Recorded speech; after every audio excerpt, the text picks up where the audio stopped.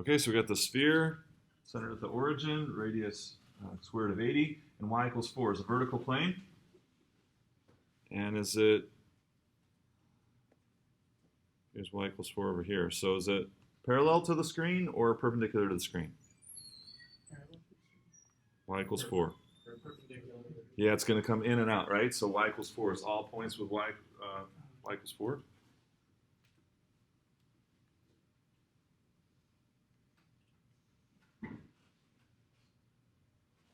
Something like that. And so can you imagine when you take a plane, you shear it through a sphere like that, what are you going to get? Circle. Yeah, something circular and probably a circle, right? If it's a sphere. So we're going to get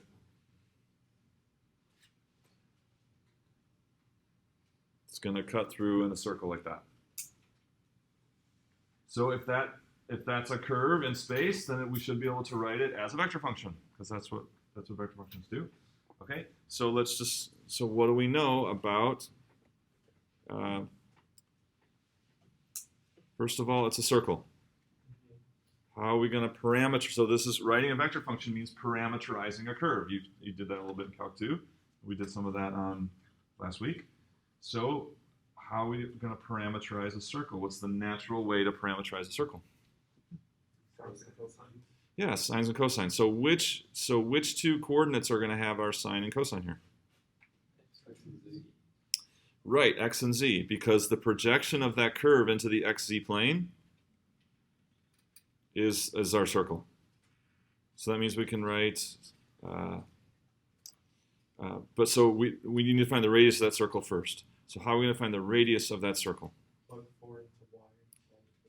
Yeah, so if it's the intersection of these two surfaces, then it's like combining these equations, right? So if y equals 4, we're going to put y equals 4 into that right there. So we get x squared plus 16 plus z squared equals 80. And so then x squared plus z squared equals 64. Radius? 8. So we want a circle of radius 8. And we know here we see that it's using x and z coordinates. Therefore, x is? So we can use 8 cosine t. And z? 8 sine t. So that's our natural parameterization of a circle using cosine and sine. And then all that's left is the y coordinate of those. It would just be 4. It's always 4, right? Because it's on the plane y equals 4. Every y component of those points on that red circle is going to be 4.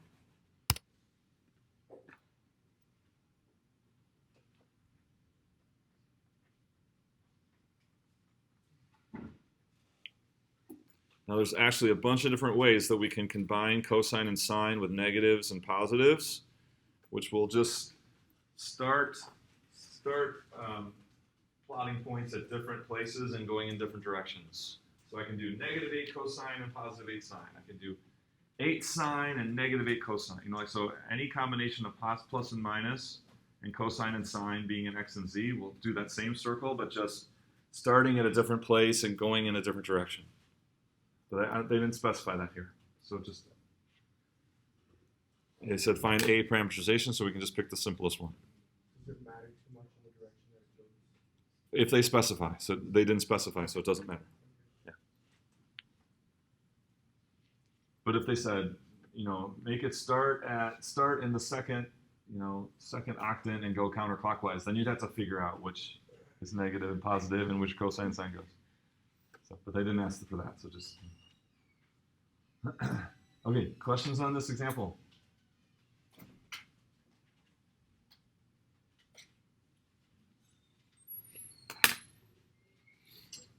Okay, so let's do more of this, right? So this is great because this brings together our knowledge of surfaces. We've got to look at the equations and know how to sketch them. And I said that was really important. But then when they intersect, they make curves. And it's like, can we create the vector function? Can we parameterize that curve and make a vector function that describes all the points on that curve? So really good exercises here. Drawing on lots of stuff we're learning. Can I erase this? So we good. And then this one is due at 5 p.m. tonight.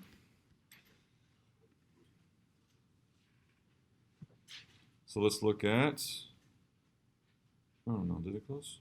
Closed.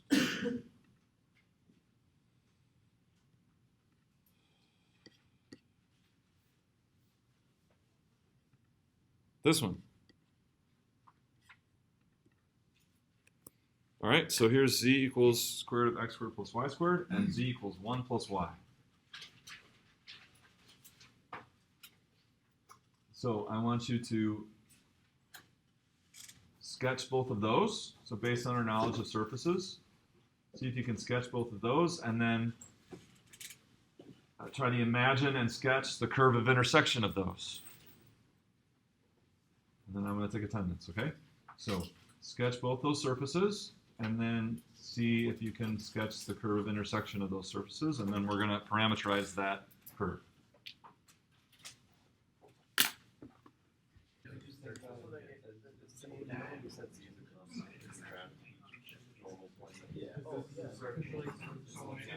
Okay, so if you're ever not sure, yes, you can use traces and level curves, but this one we can do without that. How can we do this first curve without that? We recognize it's one of our so we got our list, our list of surfaces that we know. Does it fall into one of those? It does. Which one? Is it a paraboloid? How do you know it's a cone? Because it's a linear relationship between the z and the radius. Okay. Yep. But if you squared both sides, what would you get? Z squared equals x squared. Yeah, you get our basic double cone. Right? So this is our double cone that we talked about. And so then if it's z equals the square root of x squared plus y squared, what is that? Just a single. Yeah, it's just the top one, right? If you took the square root of z, you'd get plus and minus. So if you just have the plus, it's all where all the z values are positive.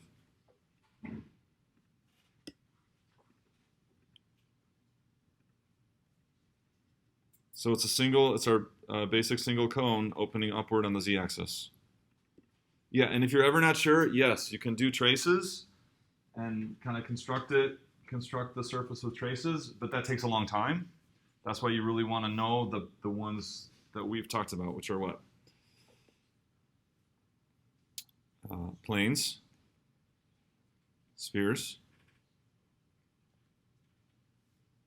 paraboloids, ellipsoids,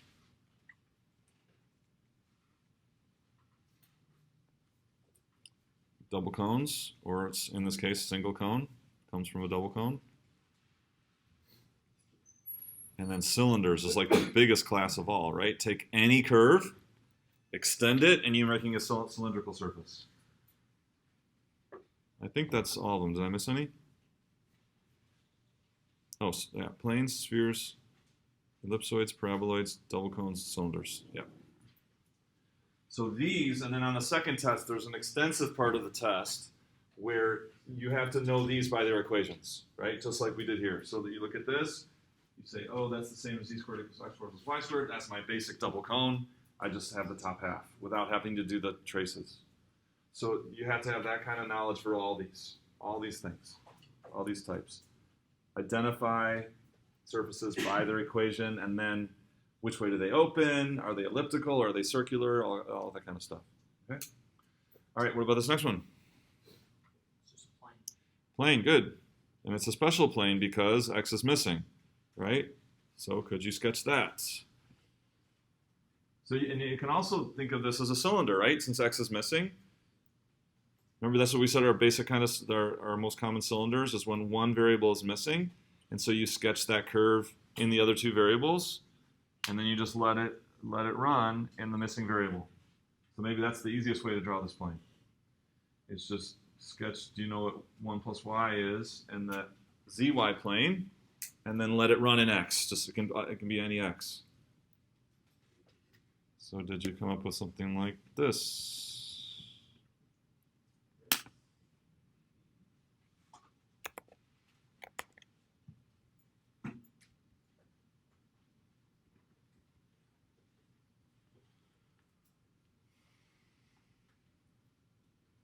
Okay, so what do we notice about the intersection of these surfaces? So, do you notice anything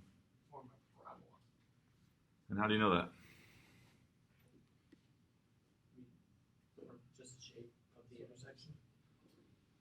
So it only forms a parabola. There's only one reason it forms a parabola, and why is that? Because the relationship between the radius of the first function and the second one, the rate of Let's see that. slope. That better? There we go. That's better. Okay, so it's because that plane, it's parallel to the edge of the cone. Because that plane is parallel to the edge of the cone, what are we going to get? You see it? So where the edge of the blue and the yellow meet is where we're going to get our curve of intersection. Yeah, this is one of the many conic sections. That's right. Okay, so let's turn that on. Let's see here. Let's try. Let's see if green shows up. Nope, that's not what I wanted. Different one here. Oh. Here.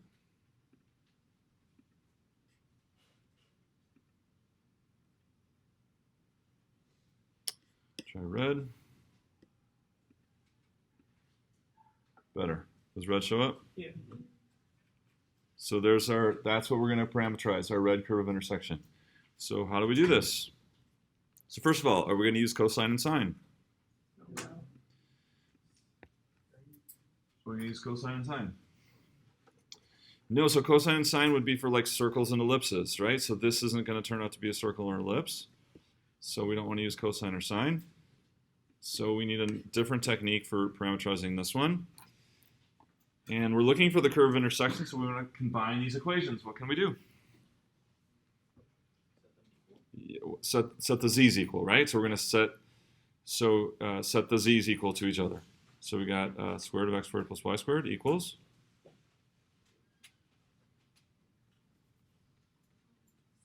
And what we do, we just took z out of the picture. So what curve will this be relative to the surfaces if we remove z? Remember we did this before?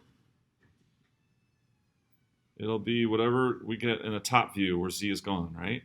So whatever we get in the top view when z is gone, that's what's represented by this equation of x and y.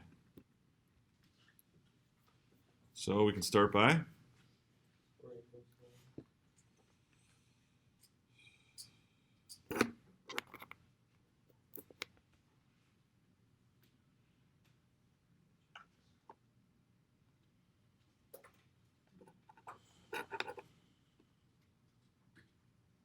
squaring x and y. Yep, we're squaring both sides. So we get x squared plus y squared equals. Yep, 1 plus 2y plus y squared. Y squareds go away, that's nice.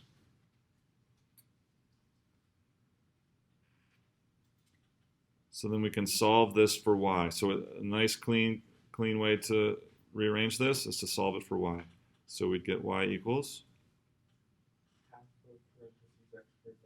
Yeah, we're going to subtract 1 first, and then divide by 2. And lo and behold, we have parabola. Okay? So now the question is then, how do we parameterize this? We're not using cosine and sine. So there's the easiest way to do this. There's a really easy way to do this. If y equals x squared minus 1, yeah, just let x equal t.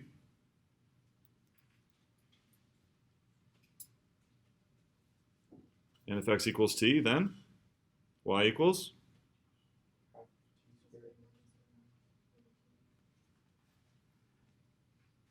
So these are kind of the two really prevalent techniques. There may be others, but when you have a circle or ellipsoid you want to parameterize, use cosine and sine.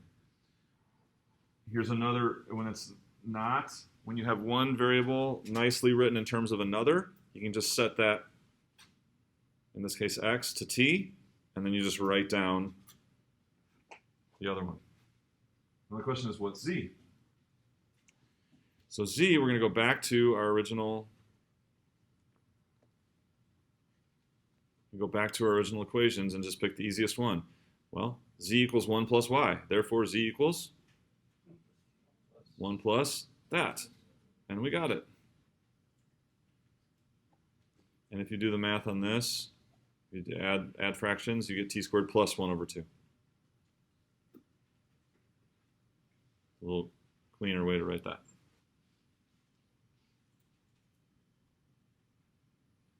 So if you notice, I'll show you that red curve that I am displaying there.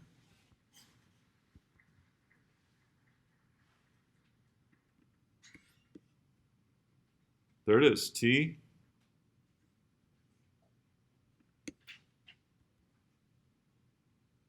squared minus 1 over 2 and 2 squared plus. So I'm displaying that curve with the same vector function that we came up with. That's how I displayed it.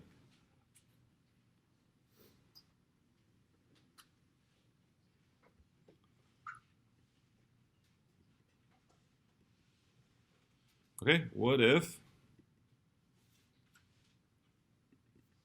Well, any questions on this one? All right, so what if we had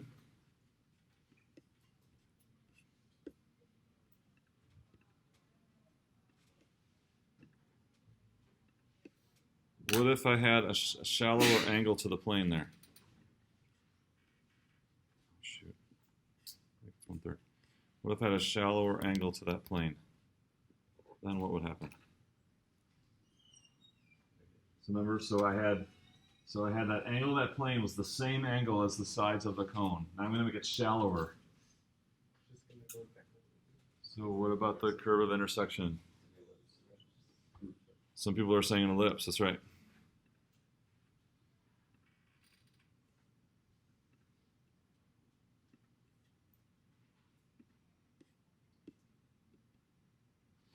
See that? So if I want to parameterize this, what am I going to do now? So now it's going to be a matter of sine and cosine. But to get there, I still need to start by setting the z's equal. All right, so this algebra may be a little ugly, but I don't want to spend a lot of time in class on algebra, so I'm just going to do it fast. And if you get lost, you can watch the video, go back and just try to absorb as much as you can. But I don't want to spend 15 minutes on algebra in class. So here we go. So, but maybe it won't be so bad. So we're going to square both sides. Now I get 1 plus 2/3 y plus 4/9 y squared. Good? So here's the deal with this. My y squareds don't go away now. So I'm going to move this y squared over here, and I think I'm going to subtract 4/9 y squared, and I'm going to get probably 1/9. Beautiful, 1/9. Okay, sorry. So I'm going to subtract 1/9 y squared, and I'm going to get 8/9. Is that right? And I'm going to subtract 2/3 y. And that's going to equal 1. So now we gotta complete the square. But we gotta factor out 8/9 first.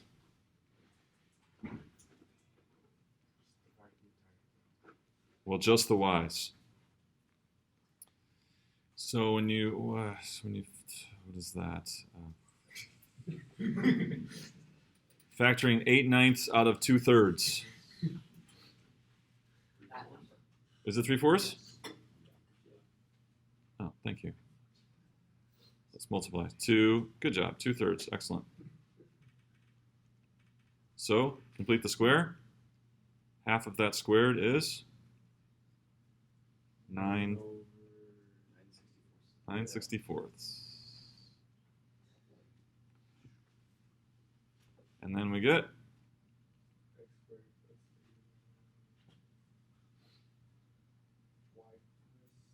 3/16, this is right, over 9/8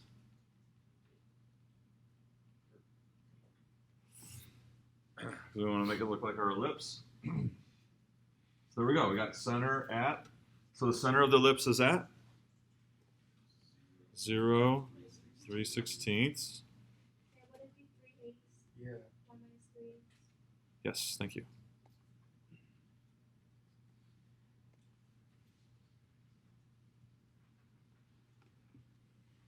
So then it's centered at 3/8.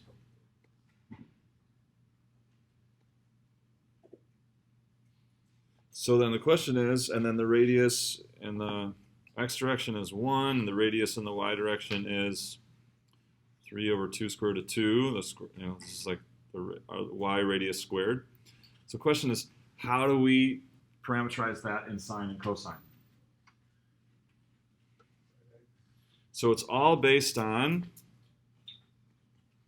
this. We've got to make it look like this, and then we can get what our sine and cosine are. So parameterizing in sine and cosine based on the Pythagorean identity. So if we can make our equation look like something squared plus something squared equals 1, then the first something is sine and the second something is cosine. Make sense? So we've got our x, that's easy, x squared. And so we need this whole thing to be something squared. So y minus 3/8 over, is it 3/2 radical 2? Is that right? Did I do the math right? Don't you need to add to the other side? Uh-huh. Good call. And what did we add here? 8. 1/8. We added 1/8. So this is 9/8. Is that right? So then we need to make this 1. So then we need to divide by 9/8.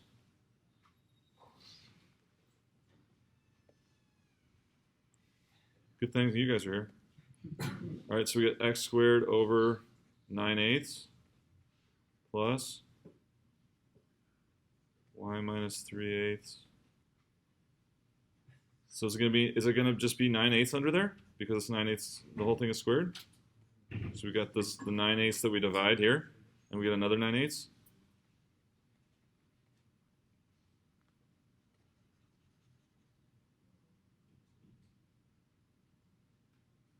I think it's right.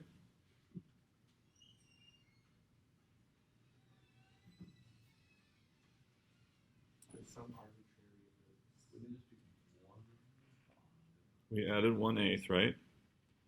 That's 9/8. Then we need 1 over here. So I divide by 9/8. So 9/8 and then another 9/8 here. Right? So 9/8 squared. Yeah. Okay, if you guys say so. So now we got x over, here's where the 3/2 radical 2 is.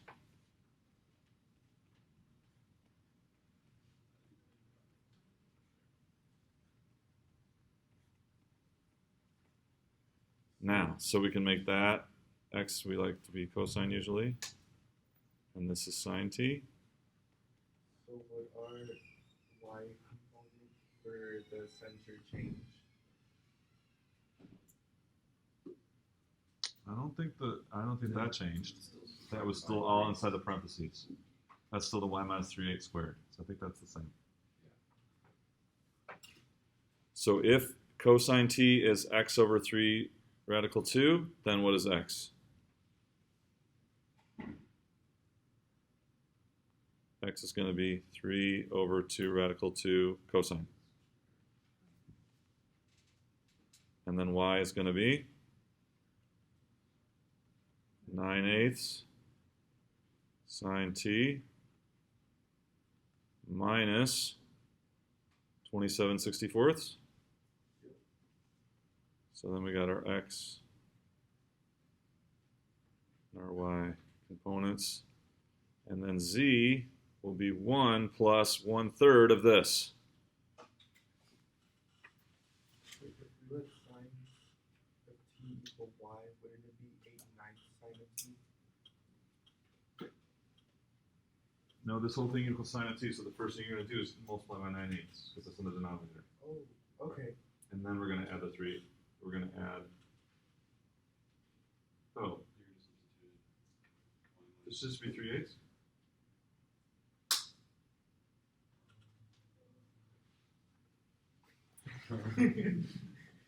It should just be 3/8, right?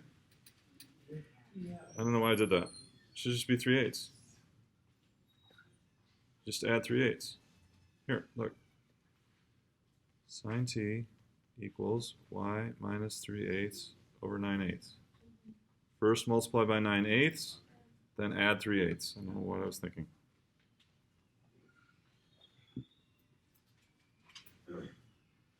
Okay, so I think I've done this before, and let's see if we got the same thing, please. 4/3. 2 over radical 3 cosine 4/3. All the coefficients are off. Well, maybe it's a different curve.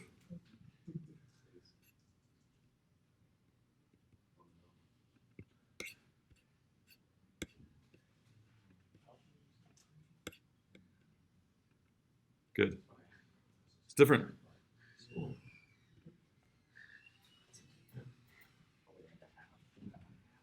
Maybe it's for a half. I thought it was for. I thought it was for a third. So maybe this is all for a half. So let's check. Let's put it in. Right? 3 divided by 2 square root of 2. This would be cause for celebration, right? 9/8 plus 3/8.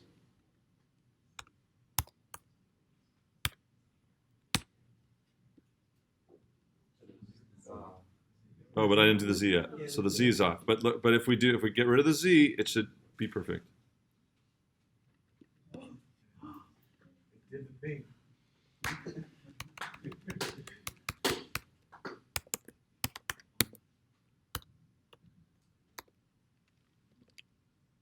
Too big. Yeah, so if you look straight down on it without the z in there, it fits. It does it. So I haven't changed the z yet, so that's why it's off a little bit. Okay. But so anyway, you got to get the equation of ellipse, which is equal to 1, and then get it as something squared plus something squared, and then that one of those somethings can be your cosine, then solve for x. One of those somethings can be the sine, solve for y, and there's your x and your y. And then z would be according to the 1 plus y. So let's just do it.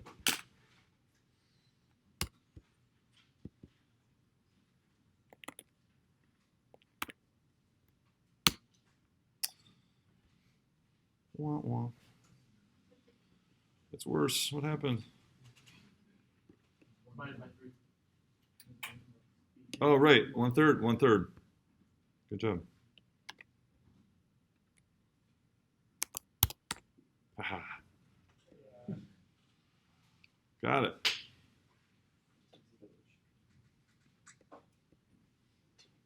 It sounds like some of you had fun. It's awesome. All right, so that's intersection of surfaces. I'm going to show you one more thing here. Any questions? So that'll all be on the video. We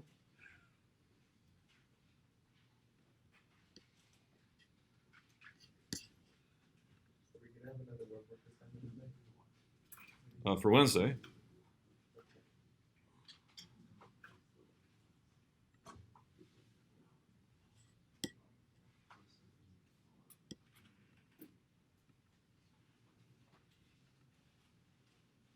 Okay, remember this? This is my favorite vector function. So here's the vectors. And then what happens? We put them all in standard position. So this is for t values down here.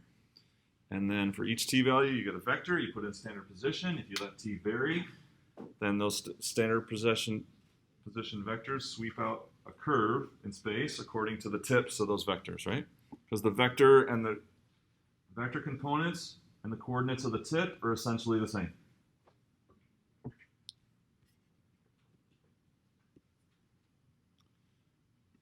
So here's that curve that we get. And then sweep that back behind. Okay, now I'll show you another vector.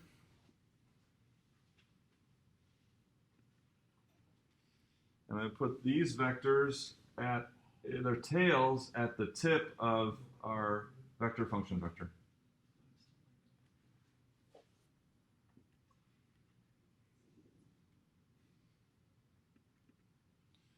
So what do you notice about,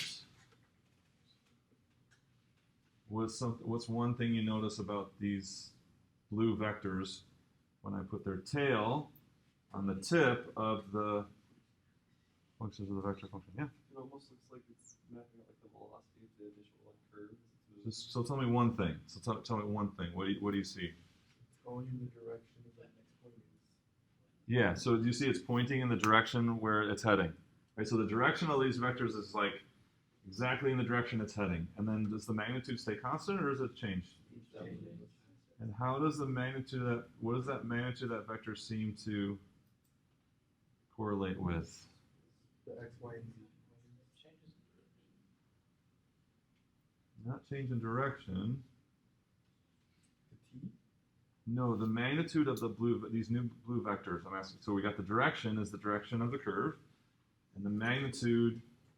So like when you start, it's kind of large magnitude here, and then now much smaller, staying small, and now much larger again, As it speeds up. and it then gets really bigger. big. Speed, but I guess it's going to change x, y, and z between. Yeah, so like it's like the rate at which the points are being swept out, right? So the direction is in the direction of the curve, and the magnitude of this vector is like how fast the points are being generated relative to t changing. So that all should remind you of something very important. All that direction of the curve and rate of change of the curve. That doesn't ring any bells? Derivative, right? Derivative, right? Derivative. Yeah. Okay, so here's that function. So how do we get this new, it's a new vector function. Take the derivative of all the t. Yeah, so this is like, it's like as easy as you'd hope it would be. You take the derivative of the x component, you take the derivative of the y component and the z component, and that gives you this function. It's just we display it differently. We don't put all the vectors in order for it to have meaning. We could, but we don't put all the vectors with their tail at the origin and sweep out a new curve. We put its tails at the current point on the curve so that it relates to what's happening with the curve. So quickly, that vector function is